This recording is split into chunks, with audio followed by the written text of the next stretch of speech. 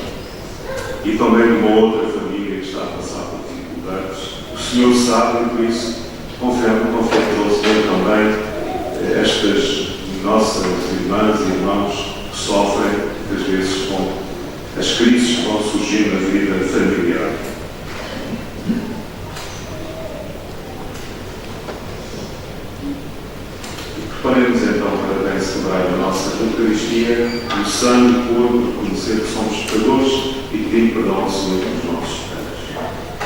Confesse a Deus Todo-Poderoso e a palavra de nós. Eu pequei muitas vezes, pensamentos, palavras, atos e orações, minha culpa, minha grande culpa. E peço à Virgem Maria, aos anjos e santos e a vós, irmãos, rogueis por mim a Deus nosso Senhor. Deus Todo-Poderoso, tenha compaixão de nós, perdoa os nossos pecados e nos conduz à vida eterna. Amém.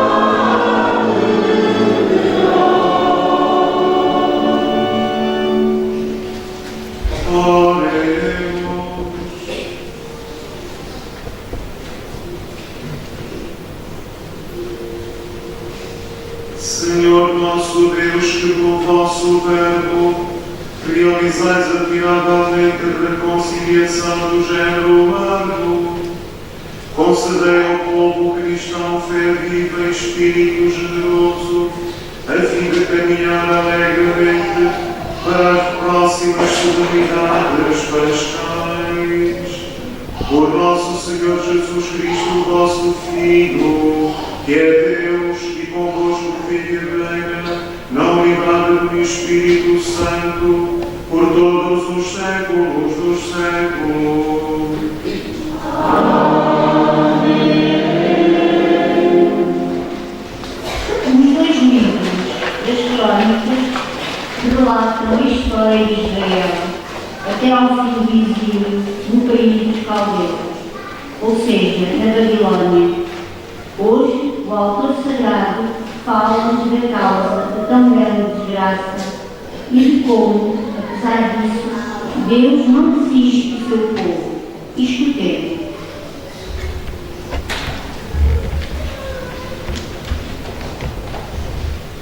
Leitura do segundo livro das Crônicas.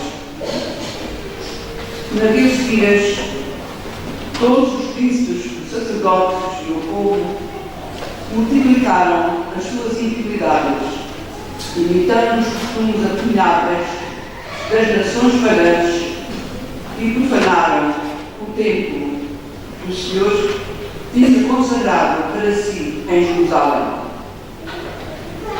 O Senhor, Deus de seus pais, desde o princípio e sem cessar, enviou-lhes mensageiros, pois queria poupar o povo e a sua própria morada.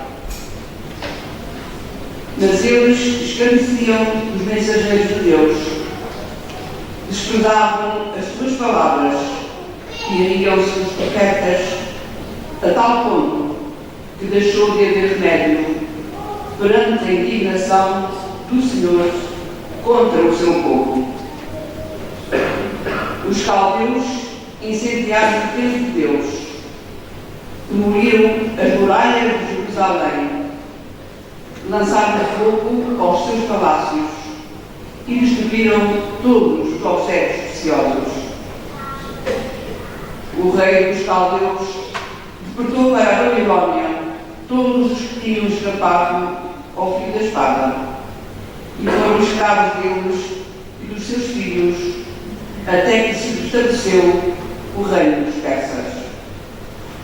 Assim se cumpriu o que o Senhor anunciara pela boca de Jeremias.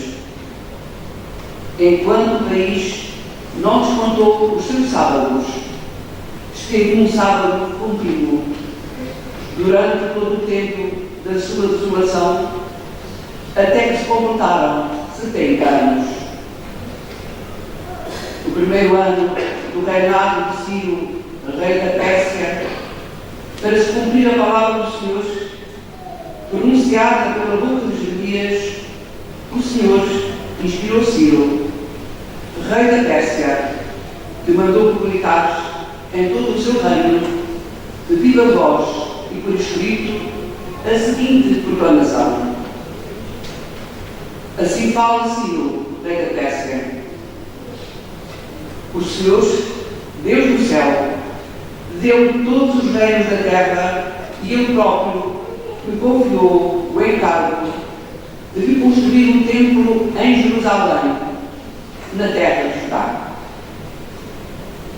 Quem dentre vós quiser parte do seu povo, ponha-se a caminho, e que Deus esteja com ele. Palavra do Senhor.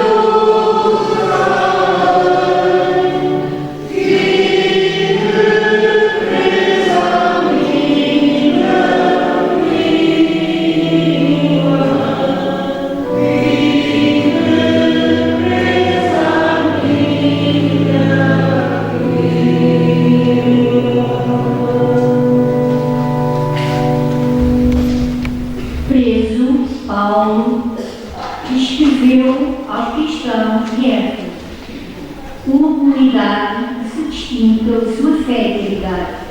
Mas recordem que, ao contrário do que pensam alguns, a salvação oferecida em Jesus não é uma conquista pessoal através do cumprimento de determinadas obras, mas uma graça de Deus, que depois se manifesta nas obras.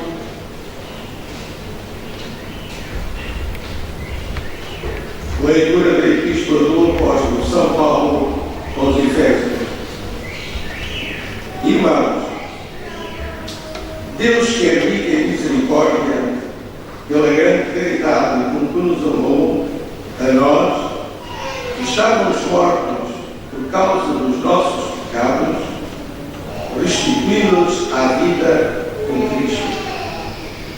E pela graça que foste salvos, e com Ele nos ressuscitou e nos fez sentar nos céus com Cristo Jesus, para mostrar aos séculos futuros a abundante riqueza da sua graça e da sua bondade para conosco em Jesus Cristo. De facto, é pela graça que foste salvos, por meio da fé. A salvação não vem de vós, é dom de Deus. Não se deve às obras. Ninguém se pode gloriar. Na verdade, nós somos obra sua, criados em Cristo Jesus, em vista das boas obras que Deus de antemão preparou, como caminho que devemos seguir. Palavra da salvação. No caminho do deserto, quando muitos começaram a morrer, mordidos pelas serpentes, Deus ordenara a Moisés que levantasse uma serpente de bronze no madeiro, para que tudo aquilo que para ele olhasse, ou seja, tivesse fé na palavra do Senhor, fosse salvo da morte. Tratou-se apenas de um sinal que pré-anunciava uma dádiva incomparavelmente maior, à da qual Jesus agora nos vai falar.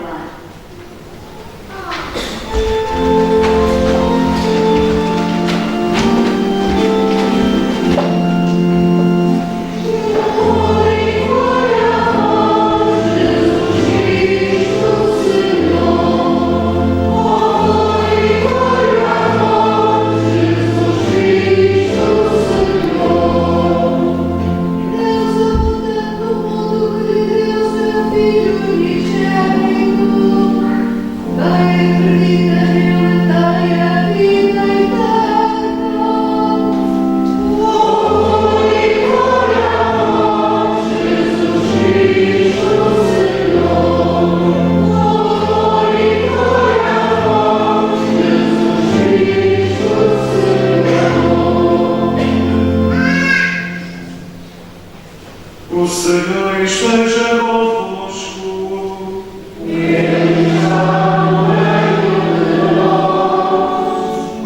Evangelho de nosso Senhor Jesus Cristo, segundo São João.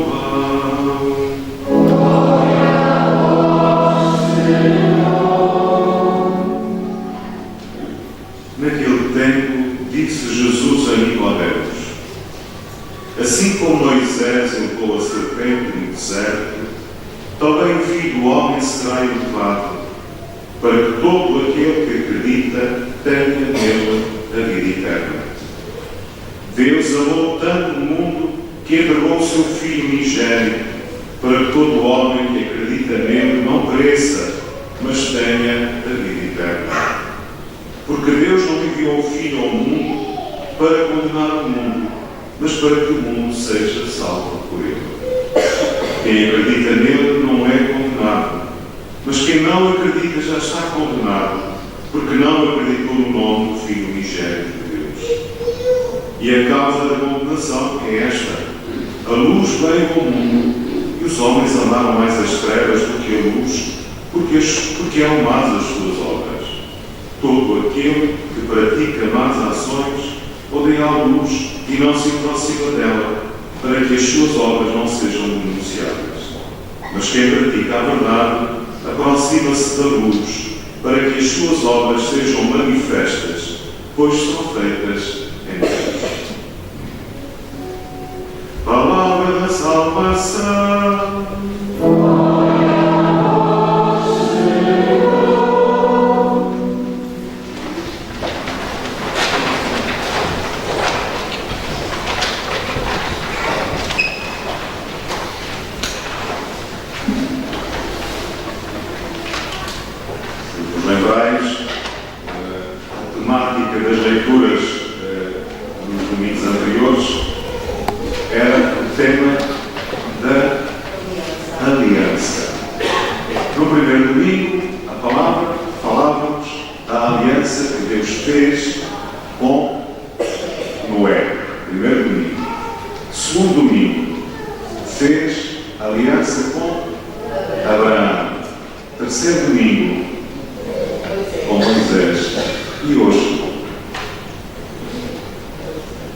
Hoje não se fala propriamente de uma aliança que Deus estabeleceu com alguém, mas o que está em causa novamente é o povo e como Deus não voltou as costas a este povo. Nós escutávamos no livro das Crónicas a descrição daquilo que aconteceu ao povo por se ter afastado dos caminhos de Deus. A leitura que faz da história do povo ao autor deste livro diz que, de facto, foram tais os pecados cometidos por este povo, tal a sua infidelidade que isto acabou por levar à destruição do próprio povo. E nós sabemos que, historicamente, foi assim. Os judeus viveram unidos com um povo, com tribos, 12 tribos, muito pouco tempo. 33 anos, à volta de 30 anos, sob o reinado de Davi. Depois, Salomão, filho de Davi, e depois de Salomão, dividiram-se. O reino do norte e o reino do sul. O reino do norte foi destruído, um grande império chamado Império Assírio. Já sabemos que a desunião fragiliza, a união fortalece. E, de facto, estas tribos, quando se dividiram, apesar do povo judeu ser um pequeno povo, mas enquanto esteve unido, ele teve capacidade de enfrentar as dificuldades. Mas a desunião levou primeiro à destruição do reino do norte, no Império Assírio, e depois a destruição de Judá, do reino do sul, no tempo de Nabucodonosor, que é o texto que nós escutamos, tem a ver com este episódio. E se vos lembrais, a semana passada, no Evangelho, Jesus dizia: destruí este templo e eu levantá-lo-ei em 3 dias. São João acrescenta, a semana passada era São João, hoje é São João. São João diz que Jesus falava do templo do seu corpo. Mas a verdade é que aquele templo foi destruído pela segunda vez. O primeiro templo, o de Salomão, foi destruído exatamente neste episódio de que se falava, quando Nabucodonosor invadiu o reino do sul, Judá, destruiu Jerusalém, deportou o povo para a Babilónia. E estiveram cerca de 70 anos. E o que é que aconteceu? Ao Império Babilónico sucedeu um outro império, o Império Persa. Persa e Média. Portanto, foi o império que sucedeu. Tudo isto aconteceu numa zona que é uma zona, infelizmente, continua a ser muito conflituosa. Onde fica hoje o Iraque, a Síria, foi o chamado Crescente Fértil, é uma zona onde por ali se passaram grandes povos e civilizações. E, de facto, tudo isto nós podemos estudar estes acontecimentos que são relatados na Bíblia, comparando com a história destes povos. E sabemos que isto, de facto, aconteceu. Portanto, a leitura que os judeus fazem destes acontecimentos é uma leitura de fé. E é muito bela como é que Nabucodonosor destruiu Jerusalém, destruiu o templo, levou os judeus para a Babilónia como escravos. E o que é que aconteceu? Ciro, rei da Pérsia, deu ordem do país. E os judeus viram neste homem o enviado de Deus, chamaram ungido de Deus, Ciro, ao ver o rei dos persas. A Pérsia é o Irão. E os judeus viram neste homem o instrumento de Deus que permitiu a sua libertação. E é belo ver como é que, apesar, como se diz nesta leitura, apesar das infidelidades deste povo, apesar de ter quebrado a aliança, Deus nunca lhe voltou as costas. E foi sempre colocando no caminho deste povo, não propriamente pessoas com quem fez a aliança, mas no fundo Deus nunca abandonou este povo. Esta, creio que é uma ideia muito importante para a nossa vida. Deus nunca abandona aqueles que amam. A experiência deste povo de sofrimento, de provação, foi sempre uma experiência também na qual ele sentiu a presença de Deus, apesar de tudo. Deus nunca abandonou este povo. E nós temos a certeza que, se Deus foi fazer todas estas alianças, foi manifestando ao povo o seu amor. Cristo é sinal deste amor incondicional de Deus para com a humanidade. São Paulo dirá que Deus prova assim o seu amor para connosco.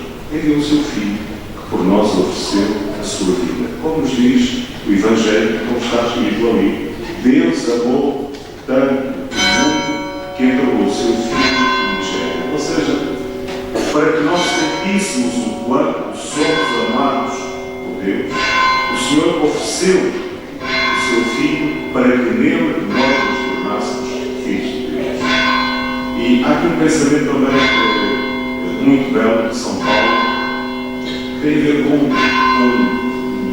eu diria, uma situação de grande divisão que houve no seio da comunidade cristã. Fala-se aqui da fé e das obras. Isto, caríssimos irmãos, levou a uma divisão que durou 500 anos entre católicos e luteranos. O que é que salva? É a fé ou são as obras? Os católicos acentuavam-nos as obras. Os luteranos acentuavam a fé. E no fundo estávamos a dizer todos o mesmo, como diz São Paulo. O que salva não são as nossas obras, nem a nossa fé assim, não. O que salva é a graça, é Cristo.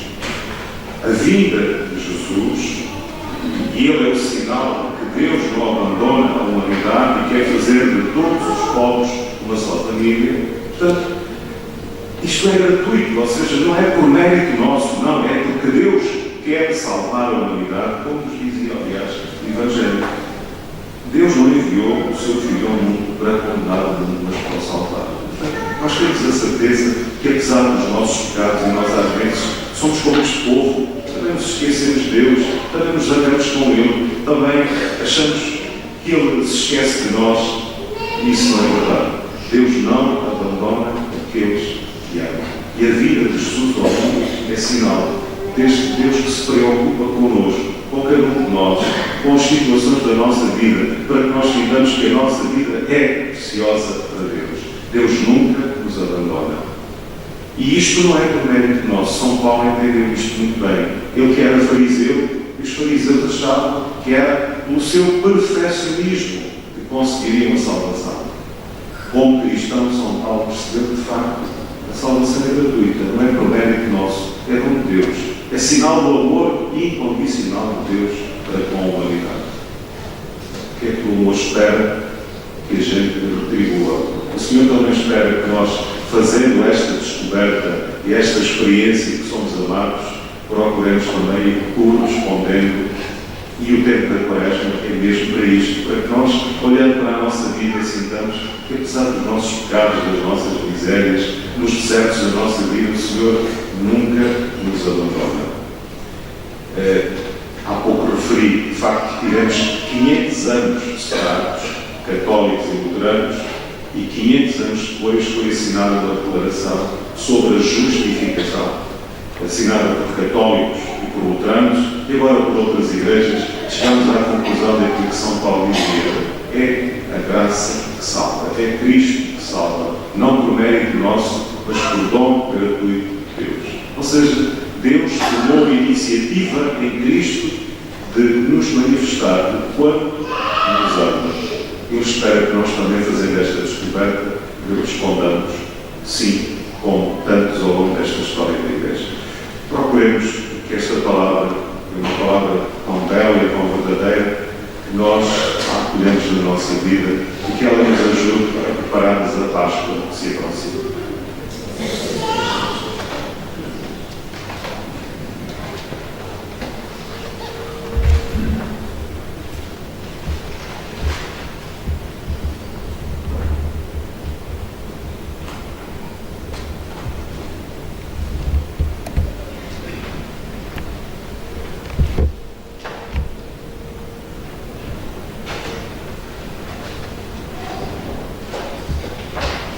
Creio em só Deus.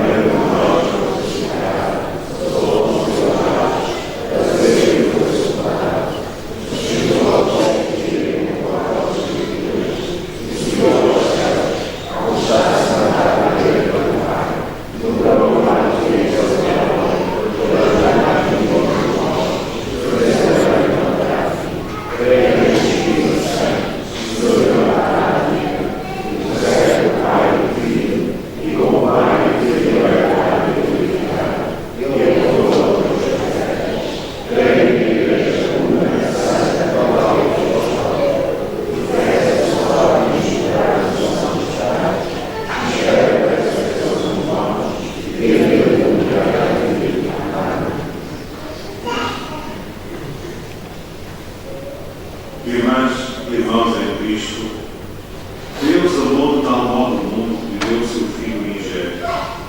Apoiados no grande amor que Deus nos tem, oremos pela Igreja e por todos os homens, dizendo confiadamente: iluminai, Senhor, o nosso coração.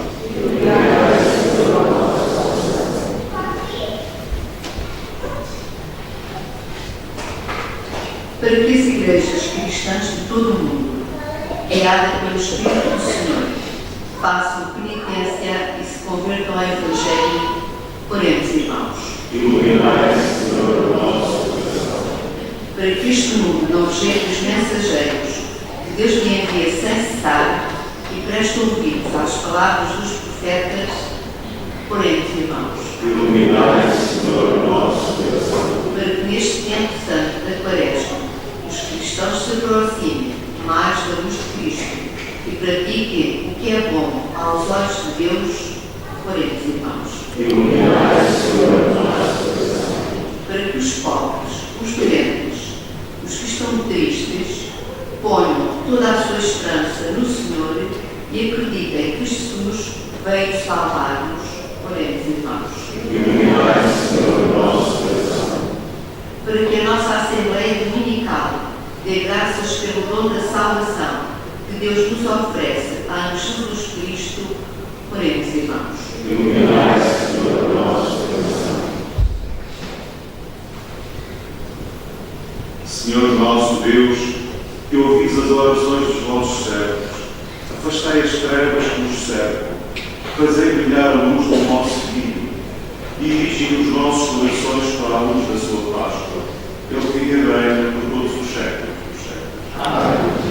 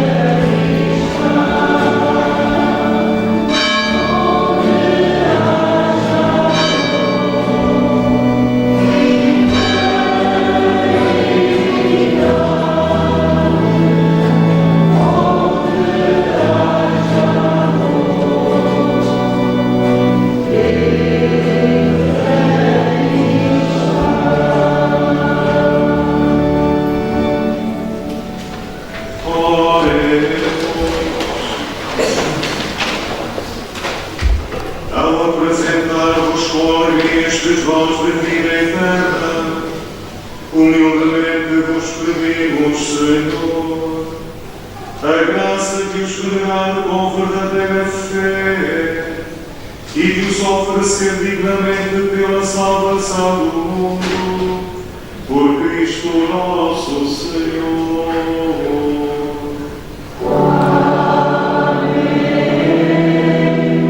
O Senhor esteja convosco. Ele está no meio de nós. Corações ao alto. O vosso coração está em Deus. Demos graças ao Senhor nosso Deus. É nosso dever, é nossa salvação.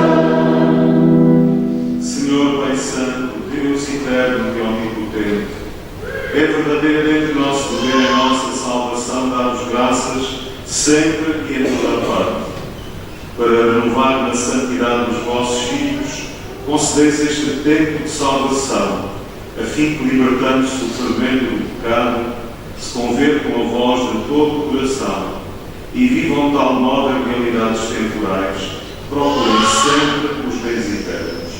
Por isso, com os anjos e os santos, proclamamos a vossa glória, cantando numa só voz.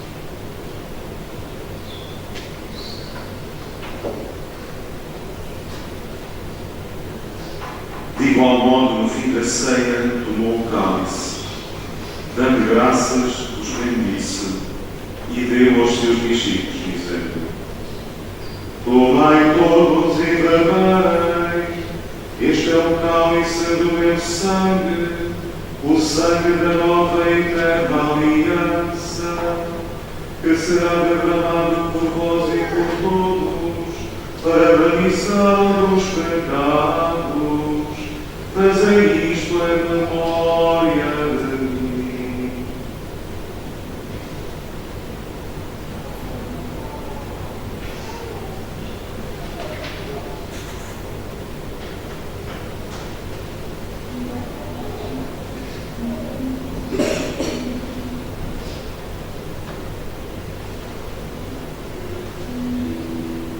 mistério da fé.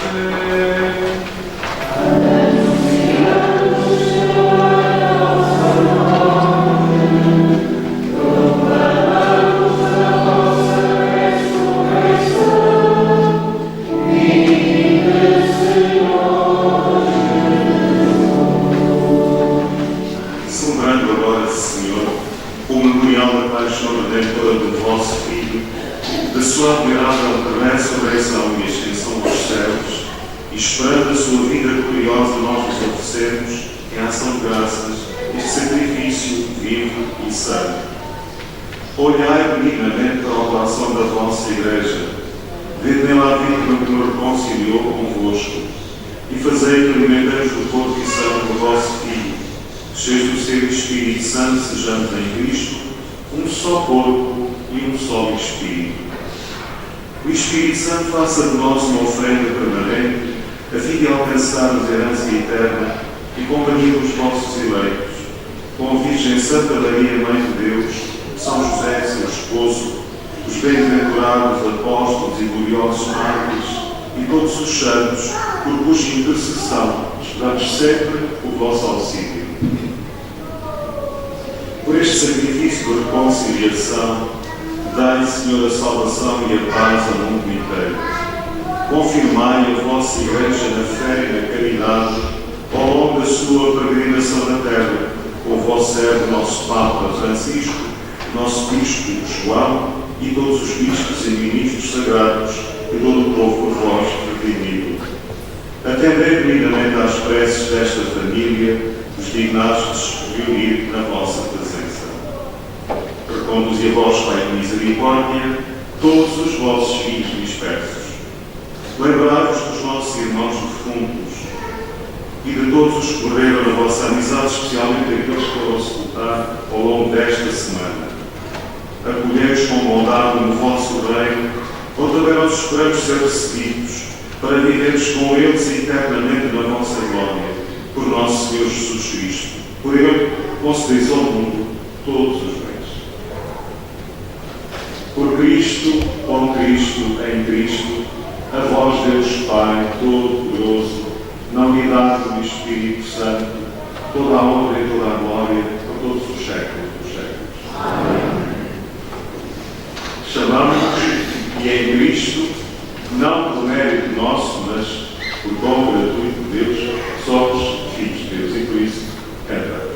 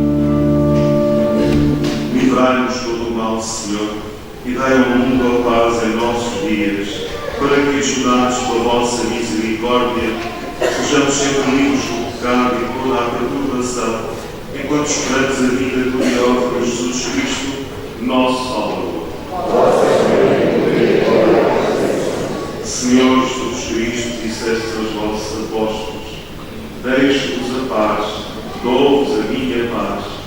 Não olheis aos nossos pecados, mas à fé da vossa Igreja, e dar-me-ão e a paz segundo a vossa vontade. De vós que viveis e reinais pelos séculos dos séculos. Amém. A paz do Senhor esteja sempre convosco. Saudai-vos com a paz de Cristo. Oh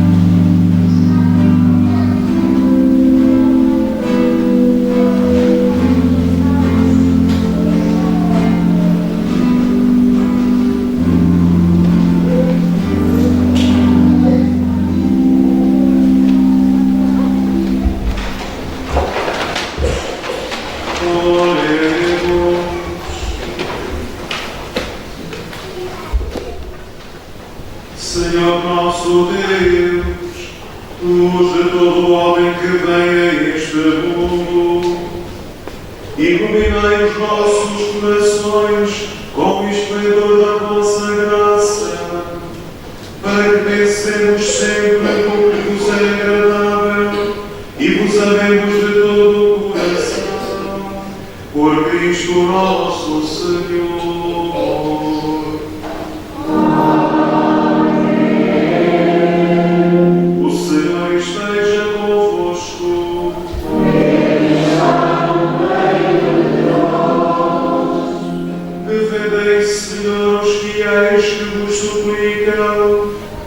Fortalecei os fracos, iluminai sempre com a vossa luz vivificante os que vivem ainda nas trevas desta vida mortal.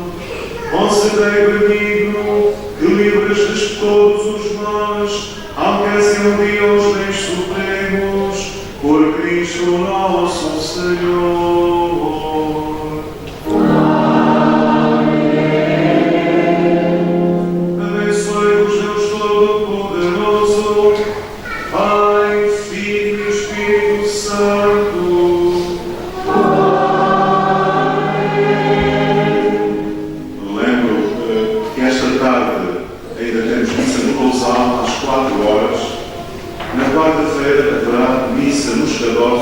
Também às 4 horas da tarde, e lembro, como disse ao princípio, hoje é dia de eleições, quem pode votar deve votar. É um direito e um dever, e é assim que ajudamos a construir o nosso país participando. E uma das formas de participação é votar.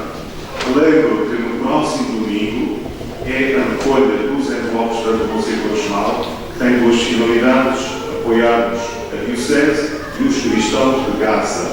Quem porventura não levou e quiser levar, ainda tem envelopes que serão entregues no próximo domingo. Desejo-vos para vós, para as vossas famílias, para a nossa aniversariante Ana e para a sua família também de uma forma particular. Mas lembramos também a Fernanda Grosso e o Zé Grosso, que não estão cá, mas são unidos a nós também e que acompanham certamente a celebração depois dos meios que hoje a internet nos possibilita. Para estas duas irmãs e para as suas famílias também, as maiores bênçãos e graças do Senhor, assim como para todos vós. Um santo domingo, ide em paz e o Senhor vos acompanhe.